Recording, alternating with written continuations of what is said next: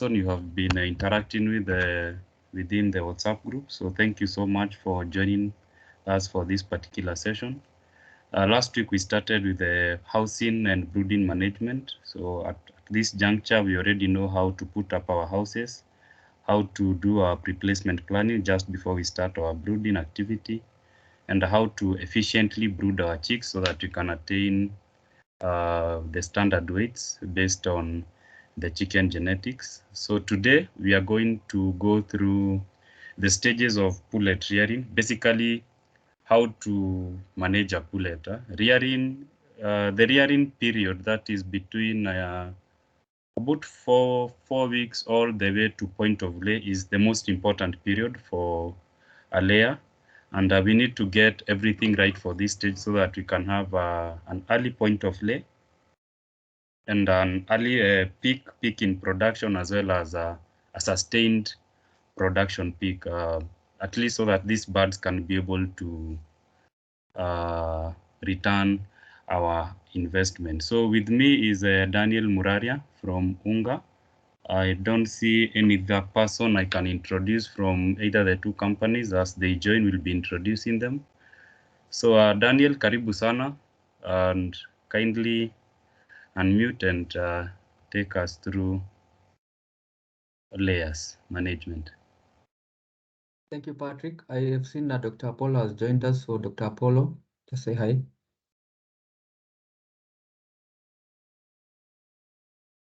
Thank you, Patrick. Thank you, Daniel.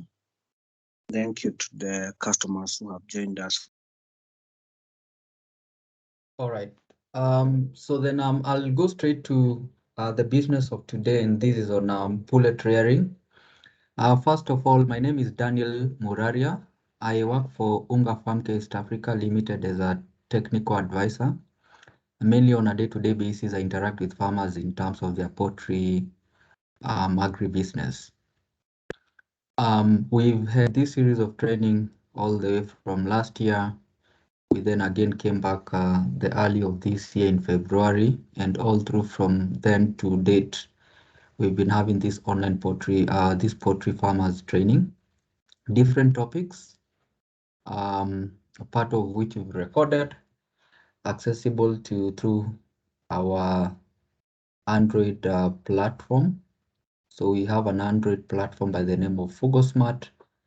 So then maybe at the end of this session, if you've not downloaded it, just download and have a check on what we have there. So this topic in terms of pullet rearing came about because we realized that most farmers have faced a lot of challenges when they're trying to grow up their birds kept for egg production.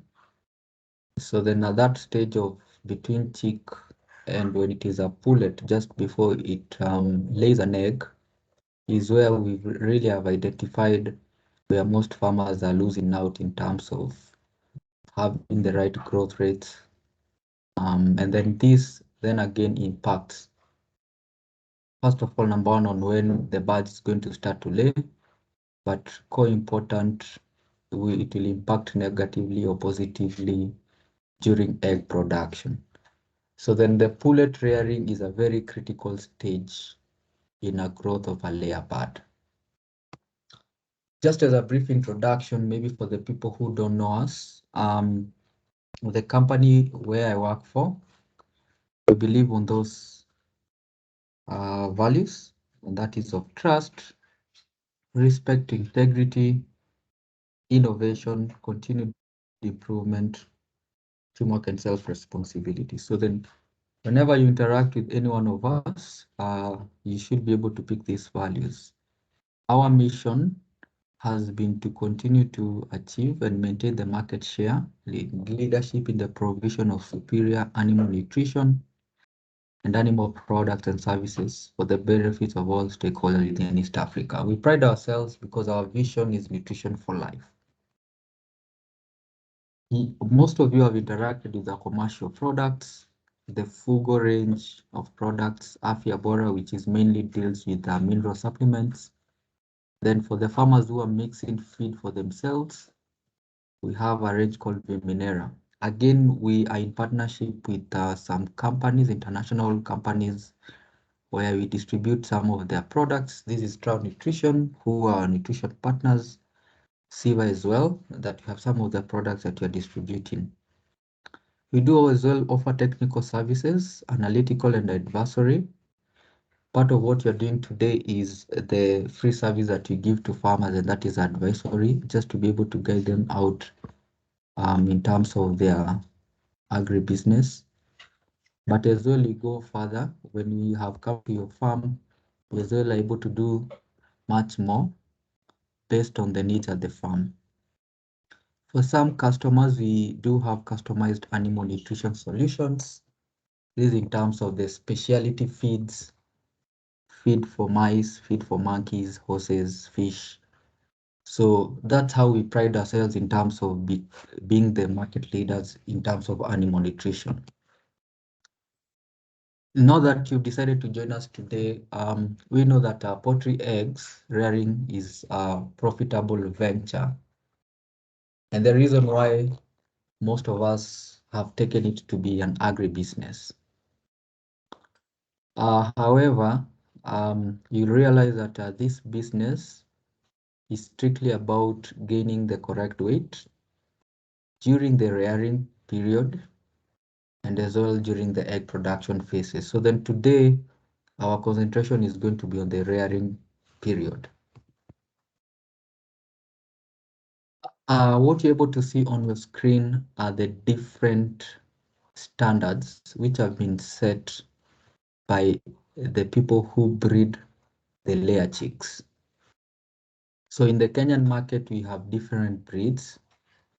We have the Highline Brown, we have the Lomond Classic Brown, we have the Isa Brown. So basically what you're having here in the country are the brown layer birds. In other jurisdictions and in other countries, they do have the white layer bird, but here we are mainly having the brown layer bird. And brown layer bird, it's because it gives you a brown colored shell. A white layer bird will give you a white colored eggshell. So then that is the only main difference between the two. It is basically because of the market. Our Kenyan market prefers a brown egg as opposed to a white egg. The standards on your screen are for the different breeds. So if I can just take us through so that we understand all these many figures on the screen. I'll give an example of the Highline Brown. This is the age of the bird in weeks on the extreme left. So it starts from week 1. I've decided to go all the way up to week 19. Then the second column is on mortality rate, the cumulative mortality rate expected for that bird. Then again, on the third column is on the expected body weight range on a weekly basis. The fourth column is on the expected feed intake, grams per bird per day on a weekly basis, up until week 19. Then the sixth column, is on the uniformity, expected uniformity of that bird,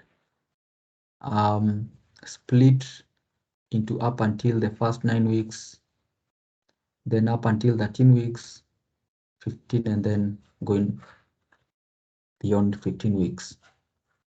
This is like a guide, this is like a timetable. So any farmer, if you are in this forum and you have joined us today, make sure the first thing is when you get your chicks, ask the supplier, which breed have you supplied me with?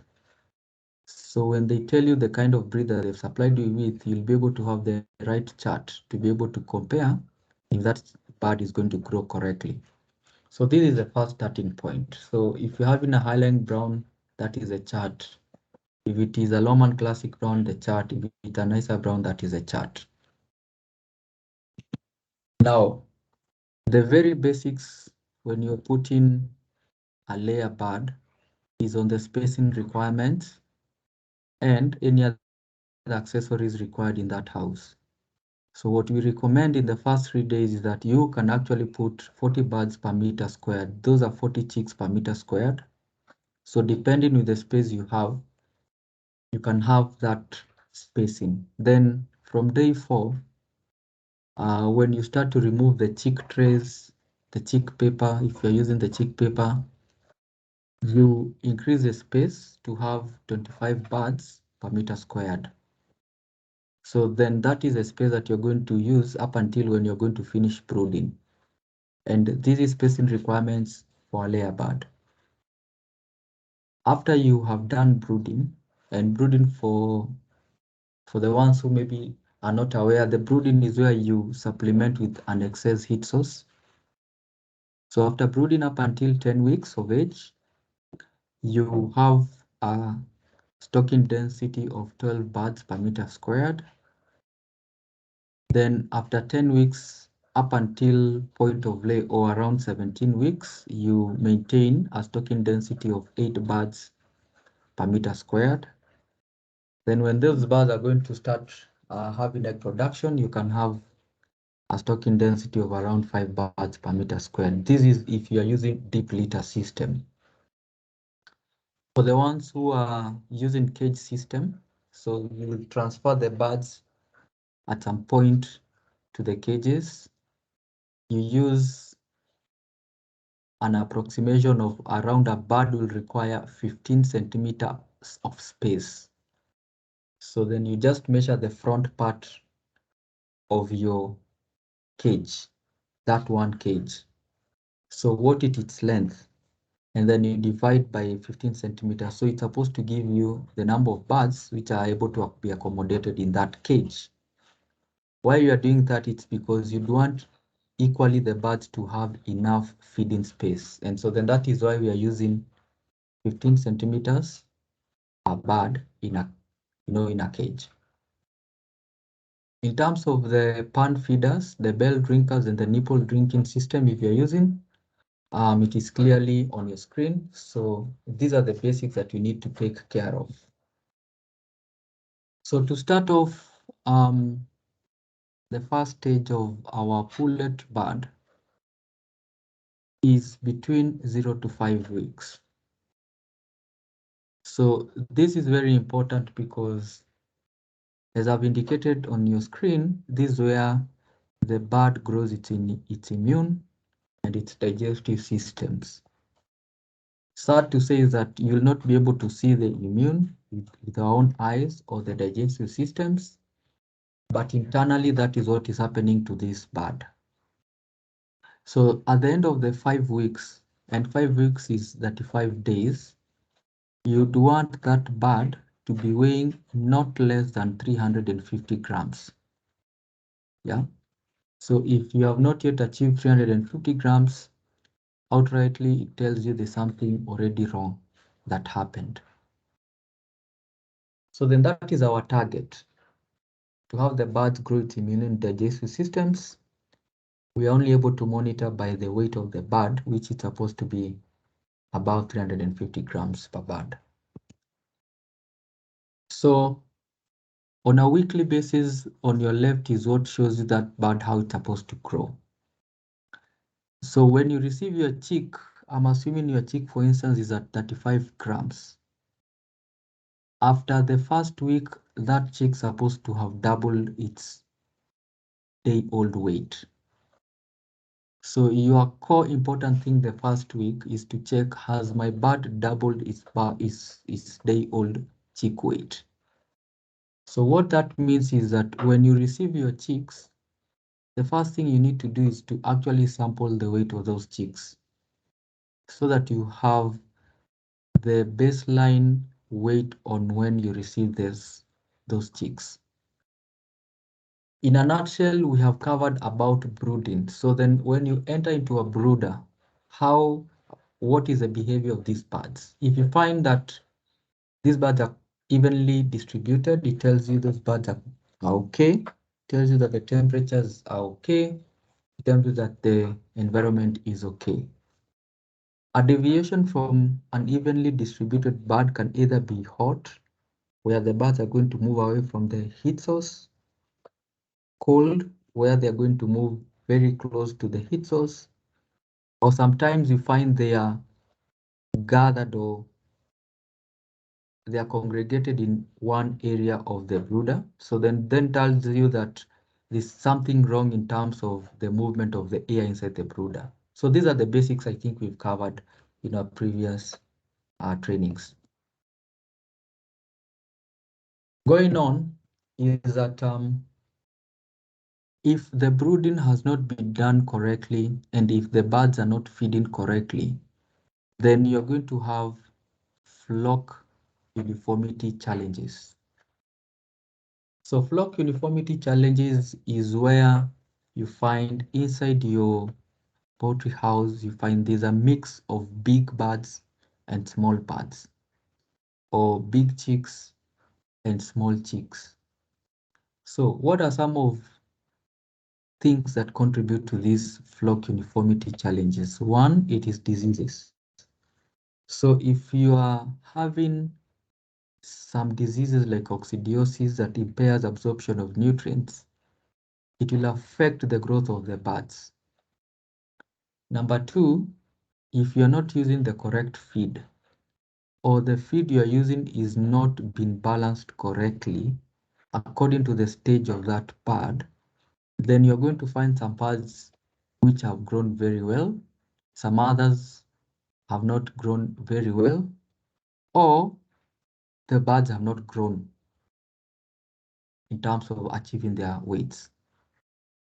That contributing factor to poor uniformity, it is a poor spacing and stocking density. So then if you don't follow the recommended spacing, you might find that these birds will not be able to access the feeders or the drinkers. Then it means it will impair its feeding and water intake. Then of course, it will have an impact to do with the uniformity. If you don't have enough drinkers, nipples, feeders in the house, then that contributes as well to poor uniformity.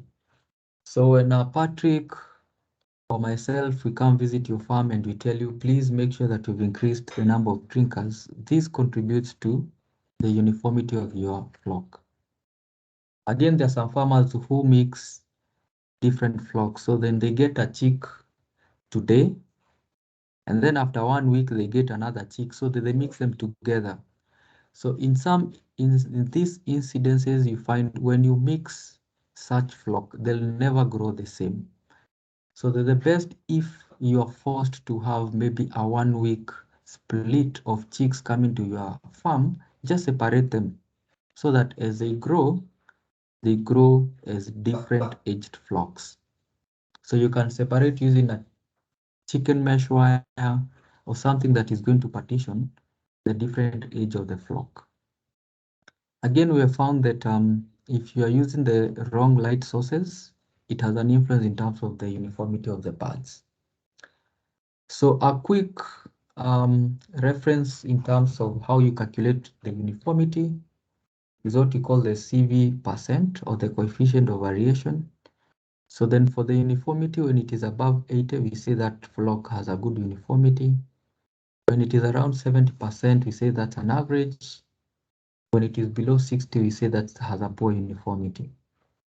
So these are calculations that you're able to do when we take individual weights of the birds. On your screen, it is just a typical example on how we calculate the uniformity of the birds. Sorry for the ones who don't like mathematics and you're in the agribusiness, poultry agribusiness. This is where now the mathematics comes into play. But we are available to be able to take you through on how to calculate this at the farm. Extreme left is a typical data to show the individual birds that were weighed. So these were in total 64 birds with their individual weights. So the number of birds that were weighed was 64. So when we calculated the average, and that is dividing when we have added all these figures and then we divided by 64, found that the average is 621 grams. Then we added 10% to get a mean plus 10%, which came to 684. Then we deducted 10% of the mean, which came to this. And then the birds which were outside this figure between 559 and 684, there were only 2 birds. And then the standard deviation of the entire data, which has been derived from an Excel, and this is the formula, it is 23.15. So to calculate the uniformity is very easy. So you take the average, then you take the number of birds which have been weighed, which was 64. You deduct the number of the birds which were outside the range, which is 2.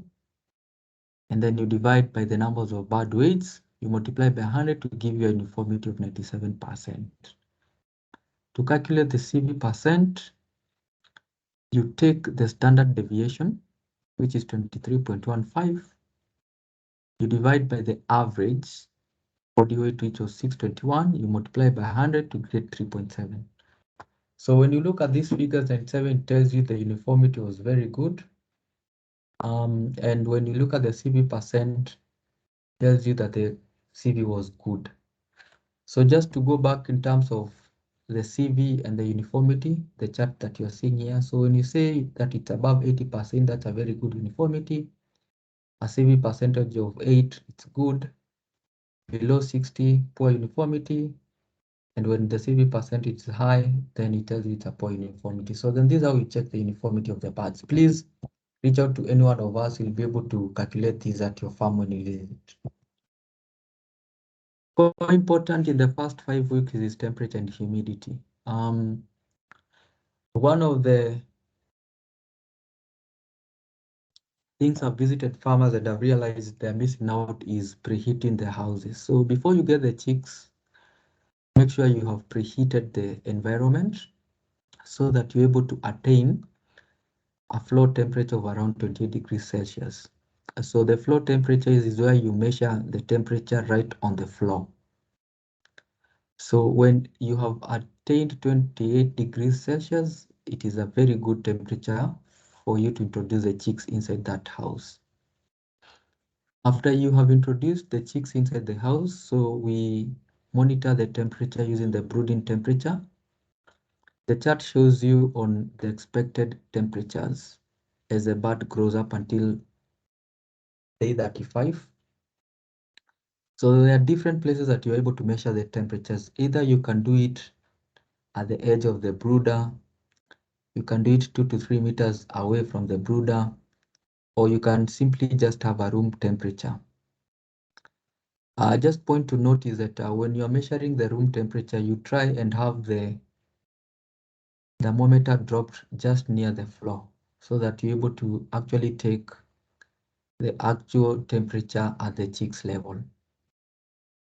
One of the things that most of us we don't do at the farm is to monitor the relative humidity, which has an impact to do with the growth of the birds as well.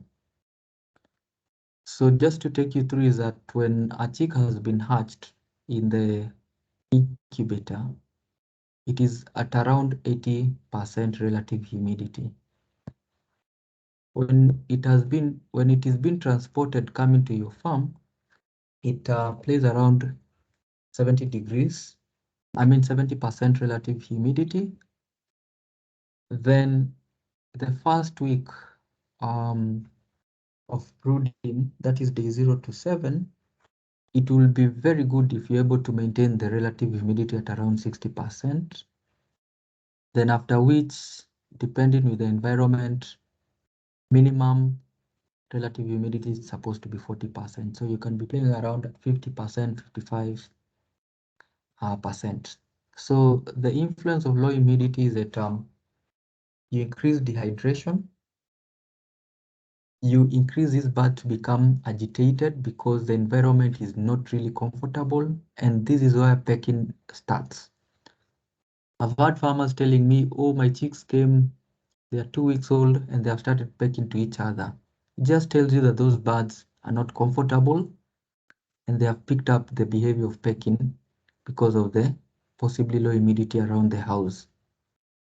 As well, low humidity has some aspect to do with low feather coverage on the birds. And you find that low humidity houses, they'll have high levels of dust. Yeah. High humidity, on the other hand, increases ammonia generation. And when you're having high humidity in houses, you find that even the litter does not easily dry. So you have poor litter, and then the air becomes damp. So these are some of the influences that impairs growth of birds in the first 5 weeks. One of the other thing I've realized with farmers is on crop field test.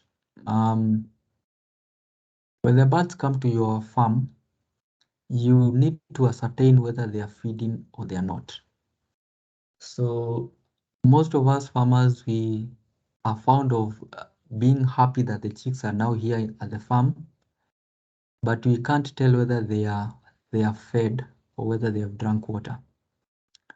So a simple palpation of the crop, as you can see from the photo, yeah, we just check whether that crop has feed or has water is very important. So then the first 6 hours, when you pick around, I'm assuming, for instance, you're having, if you do a sample size of, let's say, like 10 chicks, so 7.5 of the chicks in the first 6 hours, they're supposed to have a good feel of the crop. So not very hard and not very watery. It's supposed to be somewhere in the middle. So where it is in the middle, it tells you it has both drunk water and it has fed. After 12 hours, when you take the same 10 chicks or you sample some 10 chicks in your house, 8.5 of them supposed to have a pliable crop. That is, it has both fed and drank water. After 24 hours, and that is after a day after you receive the chicks, you're supposed to have all the chicks to have accessed both water and feed. So if you find that after 24 hours, you are still at 85% or at 70%, it tells you right away there's something wrong. So you may need then to check on the brooder temperature. You may need to check the number of waters you're having. You may as well just need to check whether actually if the water is available or the feed is available. So our houses are open-sided houses, and there's a way the air moves inside the houses. And the way we are only able to regulate the movement of the air inside our poultry houses is by raising or lowering the curtains.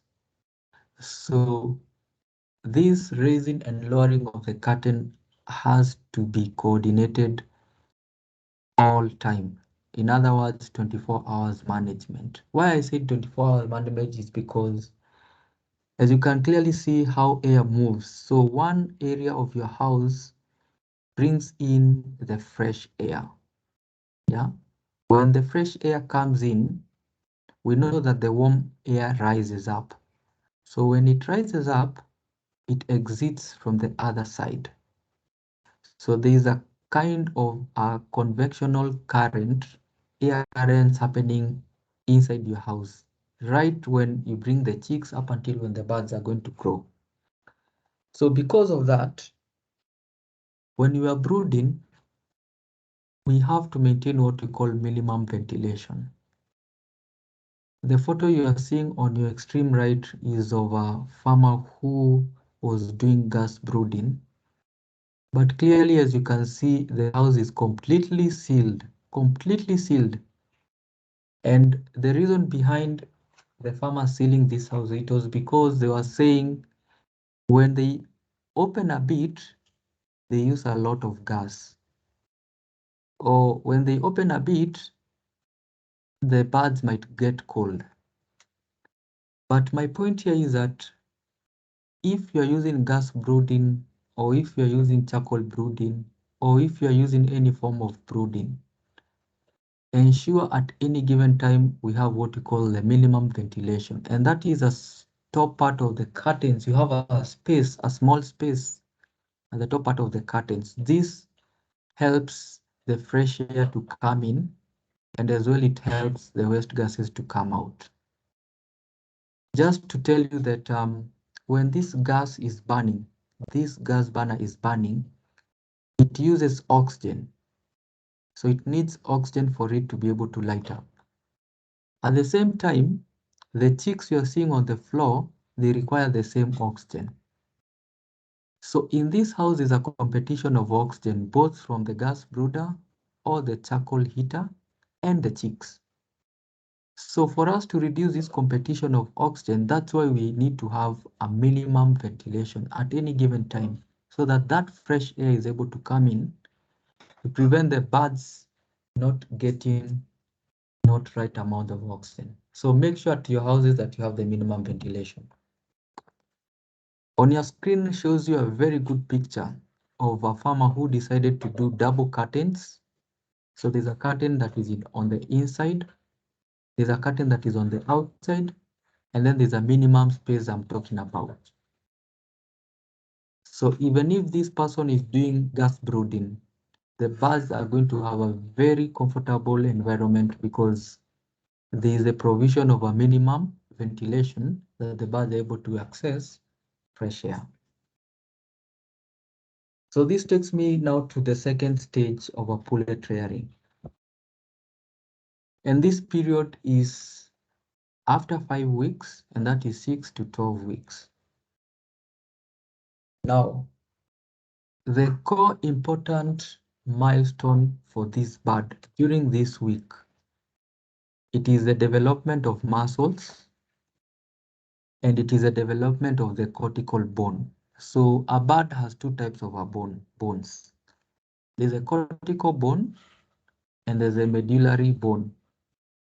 The cortical bone, it is what we call the hard bone. What we are feeling, like even us as humans, when you touch yourself, the hard bone you are feeling, that is a cortical bone.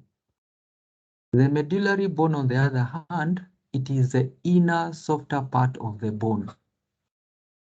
So during this period of time, it is very important that the bird is able to grow its muscles, and as well, it's able to grow its cortical bone. Another milestone is that at 12 weeks, when the birds hit at 12 weeks, the birds are supposed to be over 1 kilo of weight. So when you measure the bird, you're supposed to be getting an average of 1 and above. So I'll share with us a bit complicated table on your screen. If it confuses you today, please just reach out to us for us to be able to explain to you in details later on. So this is a guide from the Highline Brown, which I'm going to base my presentation today. So as we have talked about, the first 5 weeks is very important. So then at this point, the uniformity of the birds is usually varied, yeah, up until around week 9, right? So at week 12, which is our target, as I've mentioned, we want this bird to be over and above 1 kilo. And as well, at week 12, we'd want the uniformity of the birds to play around 70 to 75%. Now, the chart on your on your right, shows you now the weeks of age of these birds and what we want to achieve. Remember, in the previous stage, we talked about the first 5 weeks, we'd want to concentrate on the immune and the digestive system growth. Now, we are talking about 6 to 12 weeks. So then our 6 to 12 weeks plays around here. So our focus here is on the skeletal growth, what I've talked about, the cortical bone. And then again, it is the same period of time where the birds have started growing its muscles. So this is very important.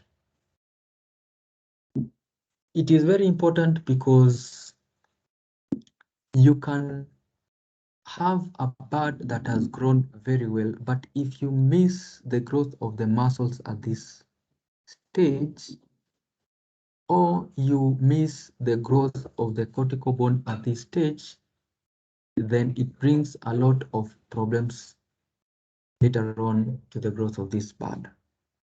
So our focus at week 12 is that we'd want the frame of that bird to have developed very well. Now, how do we know, or how do we check for this? There's a scoring that we do. We call it the ideal breast muscle score. So right from the first 12 weeks, we can palpate the keel bone. The keel bone is just when you pick up a bird, the lower part on its breast, there's a bone, there's a sharp bone that we call it a keel bone. So then on the either side of the keel bone, you palpate and feel how has the muscles grown. So then when you walk in your poultry house, you just lift up the bird, try and palpate along the keel bone, how has the muscle grown? This one is subjective. So if the score is around 1, then you feel that that bird is okay. Between 1 and 2 in terms of a score, then it tells you the bird is okay. This is very important to do during this age, because if you find that your birds have not yet started building muscles, so then it tells you something is wrong at this stage. And so then again, you go back to the basics. Am I having the right spacing? Am I having the right number of drinkers? Am I feeding the right amount of feed? And only you'll be able to pick it up when again you weigh the birds. So from week 6, you need to be on this range. Preceding week, you need to be on this range. The other week, like that. So my emphasis here to you farmers is that it is very important to weigh your birds on a weekly basis, because if you miss something on 1 week, just 1 week, if you don't achieve your targets on 1 week, it means you're going to delay all the way up until that bird is going to start laying an egg. So then it's very important to be able to follow up the growth of the birds on a weekly basis. And that brings me to the third stage. And this is between week 13 to week 15. Week 13 to week 15 is marked with a very important thing, and that is what we call the sexual maturity of the pullets. So with our naked eyes, how we can know that our birds have started to sexually mature, and that is the development of the ovary, is where you look at their combs and their wattles, they start becoming much more deep red. So you find them, they're becoming big in size, they've started becoming big in size, then they are turning out to have a red deep color. But core important thing is at 15 weeks, you'd want your bird to be around 1.3 kilos. Again, at 15 weeks, you'd want your bird to be more than 1.3 kilos. So the sexual maturity is the genesis of the egg production. But this is not when the bird will start to lay. This is an internal sexual development of this bird. So coming again to our chart, to our Highline Guide chart. We started with the immune and the digestive system growth. Then we have developed the cortical bone, which I have called it the hard bone. Then we already started the development of the muscles on the birds, which is continuing to grow. At 15 weeks is where now we start another journey of the development of the ovary. Ovary is where the ovum or the yolk is going to be released. So this starts 15 weeks as a target. Yeah. So it is very important at this stage that we check out our birds to be able to see that they are now sexually trying to mature. Failure of which it tells you again, there's something wrong. So this gives us a guidance just to understand at 15 weeks, what happens to this bird? It has now started to sexually mature. So what now should I do? I should now check again on their breast muscle as a guide. Remember, 6 to 12 weeks, we are targeting a breast muscle score of around 1. But now at around week 15, we'd want to target a score of around 2. In other words, you'd want to palpate and feel that the birds are now adding more muscle on its keel bone. This takes me now to the last stage before the birds start to lay. And so then, depending with the breed of the bird, so there are birds which will be able to come into egg production at 18 weeks. Genetically speaking, there are some birds which will, genetically speaking, start from 19 weeks. However, you can actually stimulate the birds even to come way earlier than this, but it's not recommended. So what happens between 16 to 19 weeks is 2 things. There's now the development, the start development of what we call the soft bone or the medullary bone. And number 2, it is at this point where the fat cells start to develop inside this pullet. The target weight at 19 weeks, it's supposed to be 1.5 kilos. And I think this explains why we insist to farmers that before your birds start to lay, let us focus at a weight not less than 1.5. Yeah. So internally, what happens is that the birds start to grow the soft bone. Soft bone is the deposit where calcium is stored. And this is very important later on when this bird will start to lay eggs. Fat cells is a reserve of energy to this bird. So it means if it does not start to grow its fat cells, it means during egg production, it will not have enough energy reserves for it to produce an egg. So that's the reason why it is very important at this stage to focus on these two. So coming now to our chart again. If this has confused you, bear with us, we'll be able to have one-on-one session to just explain in details. So we are talking about 16 to 19 weeks. So we are here 16 going down to 19 weeks. We have said at 19 weeks, we want this bird to be 1.5 kilos. Uniformity is supposed to be over and above 85%. So again, coming back to our chart, we started by the immune system and the digestive system's development. We went to the muscles development, and it went hand in hand with the hard bone growth.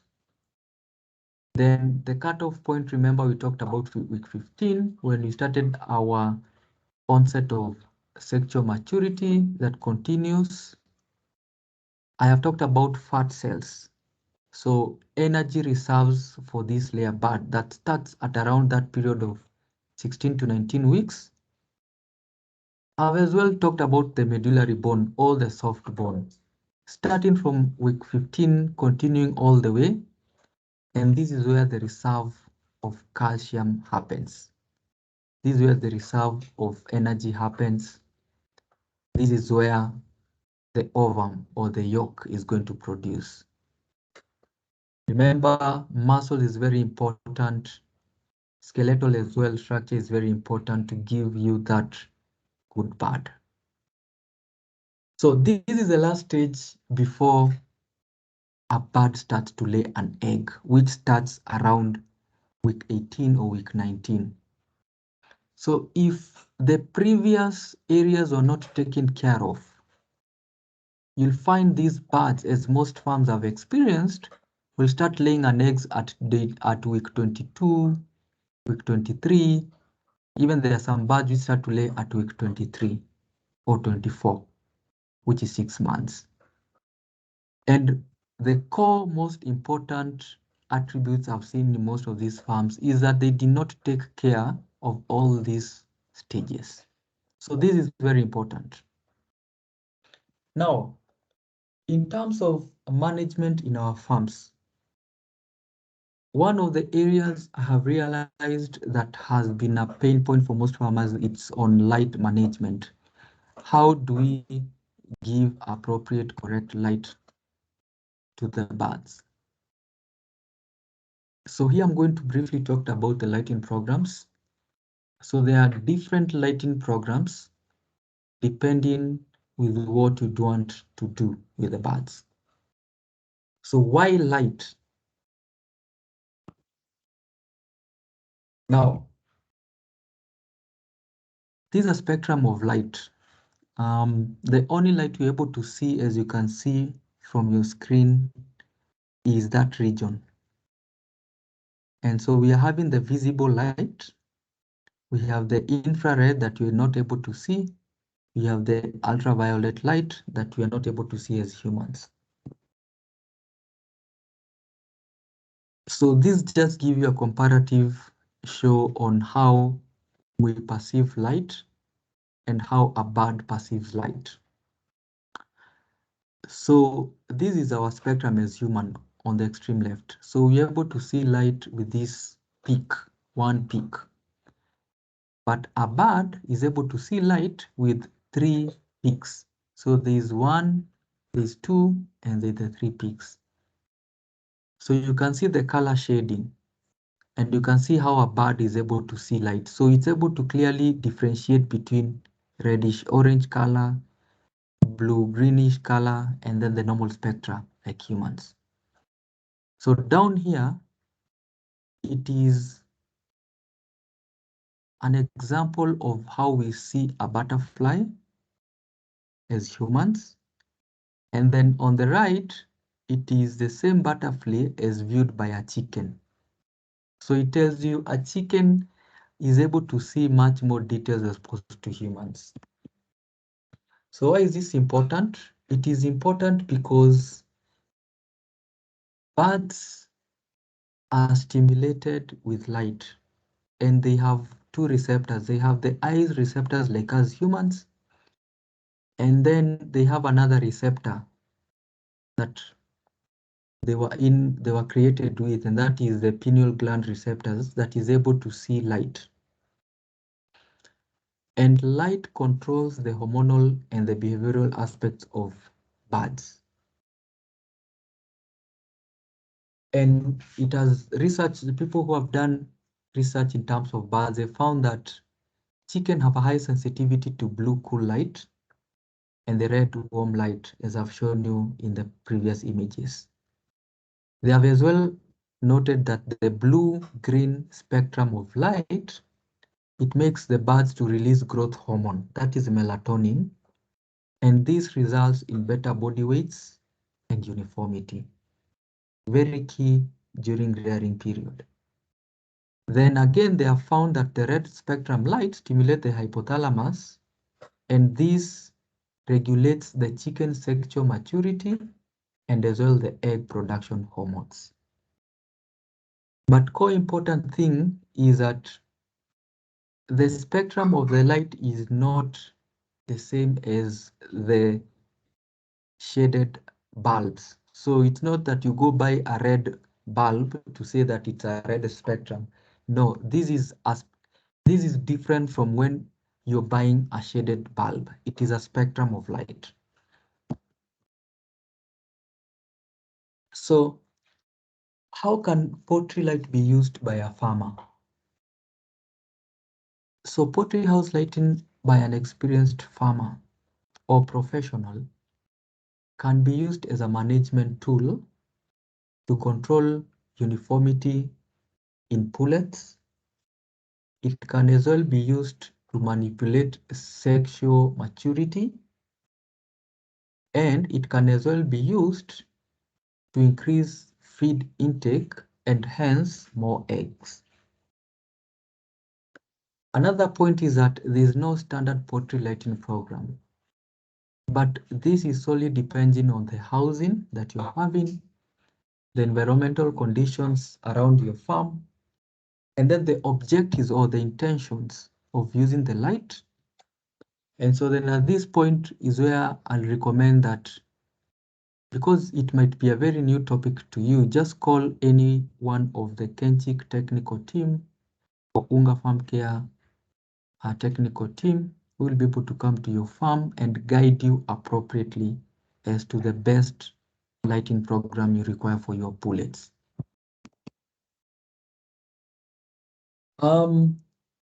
Something to note is that the brightness of the light influences the birds as well. So when you are having too dim light, and which is measured in lux, so less than 5 lux, then it has completely no influence in terms of stimulating growth or production. So in other words, it's very dark. When you're having a lux of above 50, which is very bright, this makes these birds to be nervous. As well, they can start a behavioral way of starting pulling feathers from other birds. And this as well can even lead to cannibalism. So yes, excessive bright light can cause cannibalism in birds. So what are these programs? So I'll take you through a typical program that works in farms where they have implemented correctly. Again, just a word of caution. When you're using lighting program, it strictly follows how the birds are growing in terms of weights. So it's a management tool. It's not cast on stone. So when you receive your bird, the first 3 days, you can give them a darkness period of 1 hour. So it means when you receive your birds today, first of all, you don't give them any dark period. So then you allow them 24 hours to feed and drink so that they're able to know where the feeders are, where the drinkers are. But from the second or the third day, you can now introduce now the 1 hour of darkness. So then this 1 hour of darkness assists them to rest, because they are as well living things, so they do want to eat and a bit rest. So then the 1 darkness period helps them out to rest. From day 4 to 14, you can introduce 2 hours of darkness. And so then the 2 hours as well will give them ample time to be able to rest. Week 3, stick to the 2 hours. Week 4, you can push the birds to 4 hours. And usually you do this gradually, so you don't move from 2 hours to 4 hours. You do it gradually. Week 5, 6 hours of darkness. Week 6, 8 hours of darkness. Week 7, 10 hours of darkness. When you reach week 8, up until week 16, we recommend, and especially for us, we have the natural day length. You just have the birds enjoy the 12 hours of light during the day, and then you do not switch on artificial lighting at night. So then it means between week 8 to week 16, the birds are not going to have artificial lighting during the night. and this will help them to eat during the day and have enough time to grow. This will not apply if the birds are not according to the weights. They're not gaining the correct weights. So then if they're not gaining the correct weights, the lighting program might be readjusted. Upon reaching week 17, and when the birds averagely are weighing around 1.3 kilos or 1300 grams, you can now do what we call light stimulation. Remember, we mentioned that light stimulates the birds in terms of their sexual maturity and egg production. So that the catch here is only when they have attained an average weight of 1300 grams. And I recommend if they have 80% uniformity. So when you find they don't have 80% uniformity, please resist from starting the light stimulation. So again, as you can see, we are now introducing light again up until when at around week 21, when the birds are going to be having around 16 hours of light and 8 hours of darkness. So this is a typical lighting program. Call on us to come and visit you and guide you at the farm. Because one of the things is that we need to be so sure that the birds are having the right weight and they are uniform.